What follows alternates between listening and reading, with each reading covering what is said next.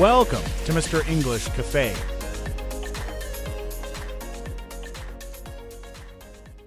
Imagine this. You went to bed at 10 p.m., you slept for a full 8 hours. But when that alarm goes off, your body feels like lead. You're not just hitting snooze, you're dreading the very idea of standing up. You drink your coffee, but the fog in your brain won't lift. Have you ever felt like your soul is tired, even if your muscles aren't? Like you're carrying a heavy backpack that you can't take off. If you're nodding your head right now, I want to ask you, when was the last time you felt truly excited to start your day? Today, we're going deep into why you're exhausted, and I promise it's not just about your pillow. Hello everyone, and welcome back to the show. I'm Joe, and I am so glad you're here with me today. If you're a regular listener, welcome back to our little corner of peace. If you're new, we focus on making life feel a bit lighter and your heart a bit stronger. Before we dive into the heavy stuff today, do me a quick favor if you find this helpful. Hit that subscribe button and give us a like. It helps us reach more people who are feeling just as tired as you might be right now.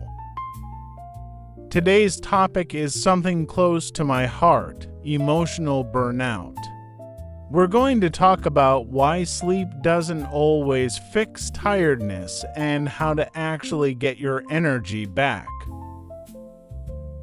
Let's be real for a second. We live in a world that tells us to keep going. We see people on social media doing 5 a.m. workouts, working 10-hour shifts, and then cooking a 5-course meal.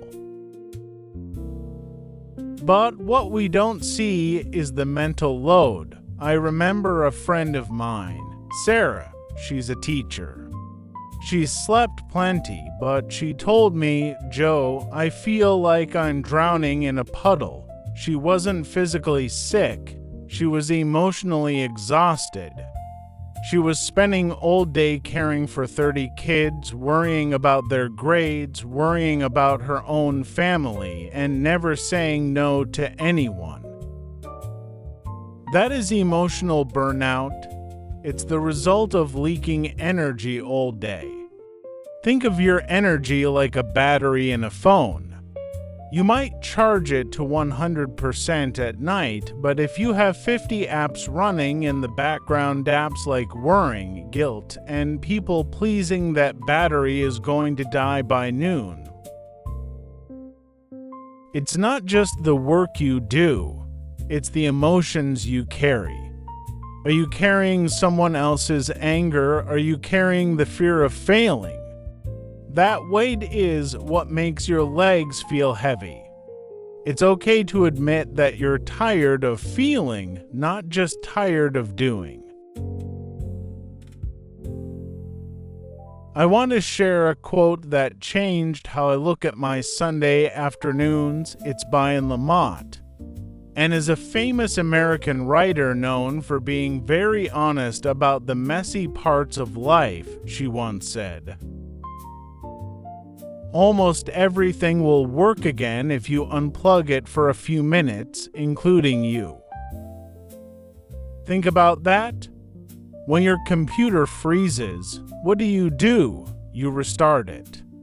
But as humans, we think we have to stay plugged in 24/7, and Lamott teaches us that perfectionism is the enemy.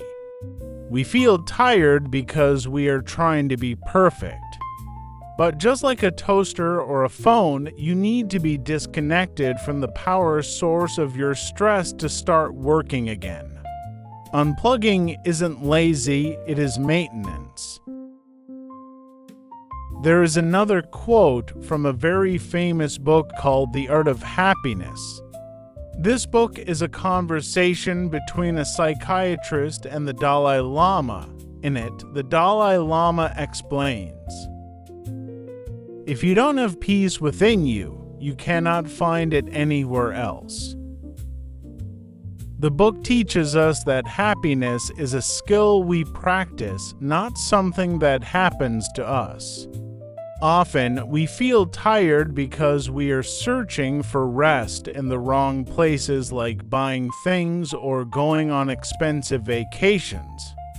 But the book explains that if your mind is full of negative emotions like anger or jealousy, you will always be tired. Real rest comes from training your mind to let go of things you cannot control. So, how do we actually restart our system? Here are 3 suggestions, and I want to explain exactly how to do them. 1. Set emotional boundaries. This means protecting your space. Imagine your energy is a garden. If you let everyone walk on your grass and pick your flowers, soon you will have nothing left. Setting a boundary is like putting up a small fence. You can say, "I care about your problem, but I am not in a place to give advice right now." It's not being mean. It's being honest. By doing this, you save your energy for the people and tasks that matter most. 2. The brain dump the paper filter. When we are burnt out, our brains feel like a messy desk. A brain dump is when you take a pen and paper, not a phone, and write every single tiny worrying down. I need to buy milk. I'm worried about my boss's email. My shoes hurt. Why does this help? Because your brain stops using energy to remember the stress once it sees it is safe on the paper. It allows your mind to finally go into sleep mode. 3. Find active rest. Passive rest is lying on the couch watching Netflix. This is okay sometimes, but it doesn't always refill your soul. Active rest is doing something that makes you feel alive. For some, it's gardening. For others, it's drawing or a slow walk without headphones. It is an activity where you are not producing anything for work, you are just being. It reminds your brain that you are more than just a worker, you are a person. To wrap things up, remember this: you are not a machine. You are a human being with a limited amount of emotional energy. If you feel tired all the time, your body isn't failing you, it's talking to you. It's saying, "Hey, we're carrying too much. Please put some of this down." The most crucial reminder I can give you today is this: your worth is not measured by how much you produce. You deserve to feel rested simply because you exist. Thank you so much for spending time with me. We talked about Anne Lamott's wisdom on unplugging, the Dalai Lama's lessons on inner peace, and 3 ways to protect your energy. I want to leave you with one deep question to think about today. If you didn't have to please anyone else, what would you do with your Saturday? Let me know in the comments, or just tell me. What is the very first thing you do when you wake up in the morning? Do you check your phone, or do you take a breath for yourself?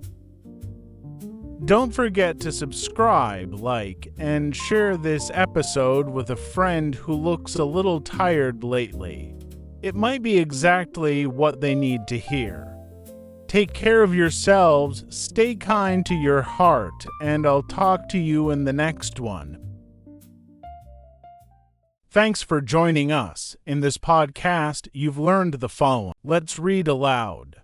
Almost everything will work again if you unplug it for a few minutes, including you. Almost everything will work again if you unplug it for a few minutes, including you.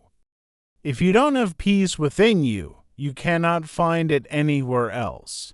If you don't have peace within you, you cannot find it anywhere else. Hit snooze. I always hit snooze at least 3 times before I finally get out of bed. If you keep jumping to hit snooze, you will eventually be late for your morning meeting. Instead of hitting snooze, try to sleep at least 7 to 8 hours at night to feel fully rested. Dread. Many employees dread the weekly progress review with their strict manager. She woke up with a feeling of dread when she remembered it was exam day. Don't dread making mistakes. They are often the most valuable part of learning. Emotional burnout. Working 12 hours a day without a break eventually led to his emotional burnout.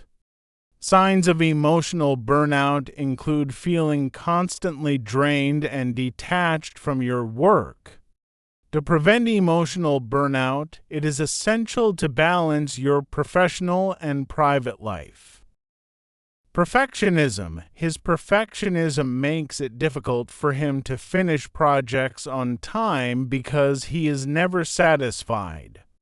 Healthy striving motivates you, but extreme perfectionism can often lead to severe anxiety. Overcoming perfectionism means accepting that an imperfect result is much better than a missed deadline. Boundary. Setting a clear boundary between your home and work life helps lower your stress levels. It is important to say no to people who do not respect your personal boundaries. An emotional boundary protects your energy from being drained by toxic relationships. Wisdom. True wisdom lies in knowing when to speak your mind and when to stay silent. She showed great wisdom by seeking professional advice before opening her own business. We can gain much wisdom about resilience by listening to the stories of older generations. Feel free to read it aloud. If you have any questions or suggestions, please leave a comment below.